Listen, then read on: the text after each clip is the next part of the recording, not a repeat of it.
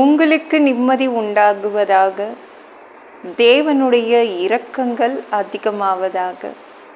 தேவன் என்ன சொல்கிறாங்கன்னா, சங்கீதம் 102:16, திக்கற்றவர்களுடைய ஜபத்தை அலட்சியம் பண்ணாமல் அவர்கள் விண்ணப்பத்தை அங்கீகரிப்பார்.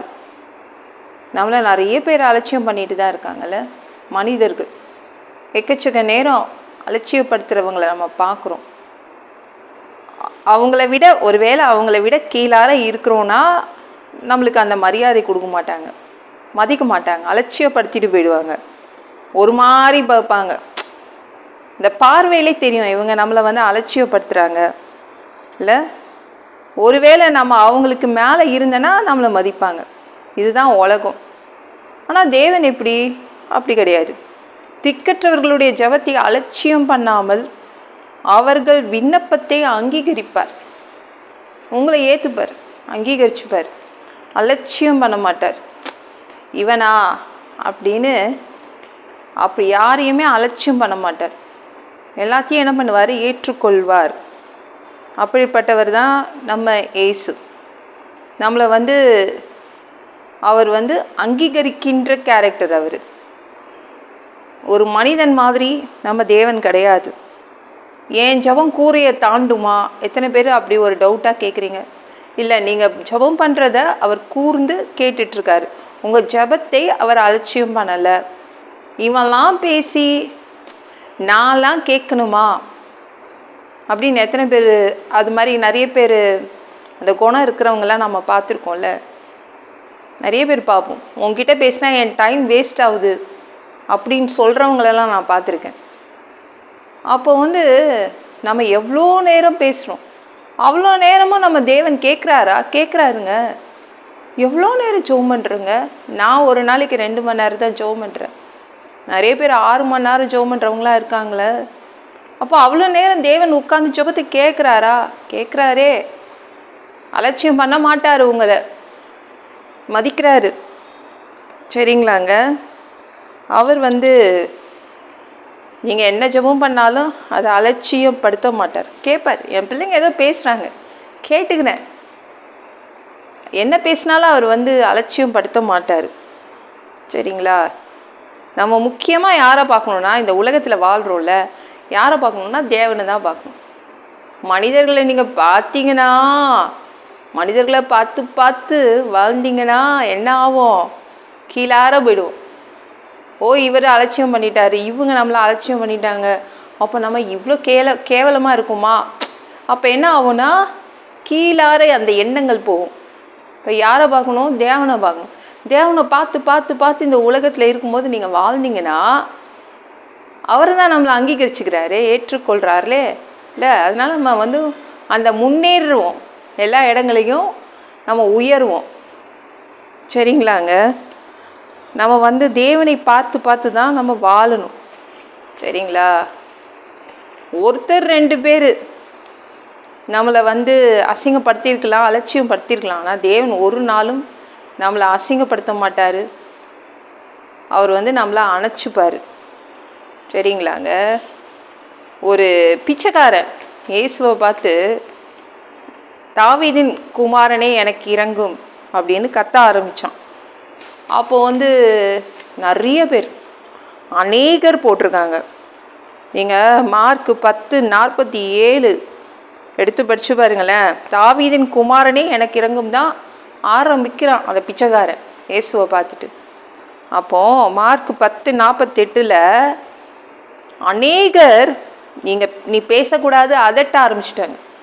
ஒருத்தர் 2 பேர் கிடையாது, அநேகர் அவனை அலட்சியப்படுத்தினாங்க. பிச்சைக்காரன் கத்துறான், அமைதியாக இரு, வரவர் யார்? ஒரு பெரிய தீர்க்கதரிசி. இந்த டைம் எதுக்கு நீ கத்திட்டு இருக்க? எரிகோ ரோடு மானமே போதும் உன்னால், அப்படி தான் சொல்லியிருப்பாங்கள்ல. பெரிய ஆள் வராரு, ஏசு வராரு எரிகோ ரோட்டுக்கு, நீ ஏன் இப்படி கத்துற? கண்டிப்பாக கேட்டிருப்பாங்கள்ல. அநேகர் அதட்டினாங்க அவனை. ஆனால் அவன் என்ன பண்ணான்னா உடனே இன்னும் அதிகமாக கத்த ஆரம்பிச்சிட்டான். இவங்க நம்மளை இயேசுவை பார்க்க விட மாட்டாங்க, அதனால் நம்ம கத்தி தான் ஆகணும், நம்ம சத்தத்தை உயர்த்தி தான் ஆகணும் அப்படின்னு கத்த ஆரம்பித்தான். இயேசு என்ன பண்ணாரு? நான் உனக்கு என்ன செய்ய வேண்டும், ஒரு வார்த்தை தான் கேட்டார். கூப்பிட்டாரு, அவனுக்கு மரியாதை கொடுத்தாரு. நான் உனக்கு என்ன செய்ய வேண்டும். அந்த எரிகோ ரோட்டில் வேற யார்கிட்டையும் கேட்கல, ஒரு பிச்சைக்காரங்கிட்ட தான் கேட்டார். வேற யார்கிட்டையும் கேட்கல. எத்தனையோ கும்பல் இருந்துச்சுங்க அந்த ரோட்டில். நான் உனக்கு என்ன செய்ய வேண்டும். நான் ஒருத்தன் தான் ஜெபம் பண்ணான், ஒருத்தன் தான் கத்துனான், ஒருத்தன் தான் கூக்குரலிட்டான். அதனால் அவங்களுடைய ஜெபத்தை அலட்சியம் பண்ணலை. நான் பார்வை அடையணும்னு தான் கேட்டான். உடனே அவனுக்கு 2 கண்களை கொடுத்துட்டாரு. உங்கள் ஜெபத்தை அவர் அலட்சியம் பண்ண மாட்டார், சரிங்களா? அவர் அதை ஏற்றுக்கொள்வார், உங்களை ஏற்றுக்கொள்வார், உங்களை அங்கீகரித்து கொள்வார். உங்கள் ஜெபத்தை அவர் அங்கீகரித்து கொள்வார், சரிங்களா? இன்னும் அதிகமாக ஜெபம் பண்ணுங்க. எவ்வளோ நேரம் ஜெபம் பண்ணால் கூட அவர் கேட்பாருங்க. அவர் தானே ஜெபம் பண்ண சொல்லியிருக்காரு. அப்போது ஒரு நாள் ஃபுல்லாக நான் ஜெபம் பண்ணால் கேட்பார். அவர் தான் விண்ணப்பத்தை கேட்பவர் தானே, கேட்டுகிட்டே இருப்பார். என் பிள்ளை என்ன பேசினாலும் நான் கேட்டுக்கிறேன் அப்படின்னு, சரிங்களாங்க? அதனால் உங்கள் ஜெபம் கேட்கப்பட்டது, அந்த விசுவாசம் உங்களுக்குள்ளே வரணும். உங்களுக்கு பதில் வருது, சரிங்களா? இப்போ அண்ணாலே பார்த்துக்கோங்களேன். பெனினால் அலட்சியப்படுத்தினார். அந்த ஊர் மக்களோ அந்த சமுதாயமோ அவளை அப்படியே அலட்சியப்படுத்துச்சு. இவளுக்கு கல்யாணம் ஆகி இவ்வளோ நாள் ஆனால் கூட இவளுக்கு குழந்தை இல்லையேன்னு அலட்சியப்படுத்தினாங்க. நம்ம தேவன் அண்ணாலை மதித்தார். தேவாலயத்தில் அவள் ஜெபம் பண்ணும்போது அண்ணாலை மதித்து அண்ணாளுக்கு செய்கிற அந்த ஜெபத்தை ஏற்றுக்கிட்டார், குழந்தையும் கொடுத்தார். யாரையும் அலட்சியப்படுத்த தெரியாதவர் அவர், அங்கீகரித்து கொள்வார். அதனால் சத்தமாக கேளுங்களேன், என்ன வேணுமோ கேளுங்களேன், உங்கள் ஜெபம் ஏற்றுக்கொள்ளப்படுது. நல்லா சத்தமாக வாய் திறந்து கேளுங்க, என்ன வேணும் என்ன வேணும் எல்லாம் சொல்லுங்கள், உங்கள் ஜெபம் கேட்கப்படும், சரிங்களா? இந்த வீடியோ பிடிச்சிருந்துச்சுன்னா மற்றவங்களுக்கு ஷேர் பண்ண மறக்காதீங்க. கர்த்தர் தாமே உங்களை ஆசீர்வதிப்பாராக. ஜெபம் பண்ணலாமா? அன்பு பிதாவே, உங்கள் பிள்ளைங்க உங்கள் பாதத்தில் வந்திருக்காங்கப்பா. சாமி இரக்கம் செய்யுங்க, இறங்குங்க அப்பா. உங்கள் பிள்ளைங்க ஜெபத்தை கேட்டுட்டீங்க, அலட்சியப்படுத்தலை. உங்கள் பிள்ளைங்க எவ்வளோ நாளாக எத்தனையோ வருடங்களாகலாம் ஜெபம் பண்ணியிருக்காங்க ஒரே ஒரு காரியத்துக்காக. அதை அலட்சியப்படுத்தலை, அந்த ஜெபத்தை தள்ளி விடலை, அந்த ஜெபத்தை நீங்கள் கேட்டிருக்கீங்க. அதனால் உங்கள் பிள்ளைங்களுக்கு பதில் வருது. உங்கள் பிள்ளைங்களை நீங்கள் ஏற்றுக்கொண்டிருக்கீங்க, அங்கீகரிச்சிருக்கீங்க, ஒரு நாளும் தள்ளி விடலை. எல்லாம் பொல்லாத பிசாசு, ஏவல்கள், மந்திரங்கள், தற்கொலை ஆவிகள், பயத்தின் ஆவிகள், பலவீனப்படுத்துகின்ற ஆவிகள் எல்லாம் இயேசு என்ற பெயரினை கொண்டு துரத்துகிறேன், ஓடிப்போ. உங்கள் பிள்ளைங்களை ரத்த கொட்டிக்குள் மறைச்சிக்கோங்க, பரிசுத்த ஆவியால் நிரப்புங்க. ஞான ஸ்நானம் எடுக்கணும் உங்கள் பிள்ளைங்க, ரட்சிப்பீராக பா. இயேசுவின் காயப்பட்ட தழும்புகளால் எல்லா வியாதிகளும், எல்லா பலவீனங்களும், கேன்சர் போன்ற வியாதிகளும், மரணப்படுக்கைகளும், பரம்பரை வியாதிகளும் சரியாகுவதாக பா. நன்றி.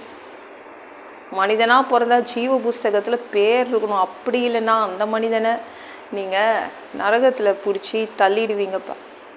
தீ எரிகிற இடத்துல எப்படி வாழ்கிறதுப்பா? நாங்கள் பரலோகத்துக்கு வர்றதுக்கு தான் ஆசைப்படுறோம். அங்கேயே அனுப்பிடுங்கப்பா, அடித்து உதச்சி திருத்தி எங்களை பரலோகத்துக்கு அனுப்பிடுங்கப்பா. சாமி, கழுவப்படாத பாவங்கள் இருந்தால் உங்கள் திரு ரத்தத்தை கொண்டு கழுவி எங்களை பரலோகத்துக்கு அனுப்புங்கப்பா. இமைப்பொழுது, எந்த ஒரு இமைப்பொழுது நீங்கள் வருவீங்கன்னு நாங்கள் இயேசுவை வணங்கி காத்துட்ருக்கோம். பரிசுத்தமாக வாழ்ந்து காத்துட்ருக்கோம். அந்த ஒரு இமைப்பொழுது வா, உங்களுக்கு ஒப்பான ஒரு உடம்பு எங்களுக்கு கிடைக்கும். அதை பெற்றுக்கொண்டு ஏஞ்சல்ஸ் மாதிரி பறந்து உங்களை சந்திக்க நாங்கள் மதியவானத்திற்கு வருவோம். அந்த தருணத்தை நாங்கள் இழந்துடக்கூடாது. பரிசுத்தமாக ஒரு மனிதனால் வாழ்வது கடினம் அப்பா.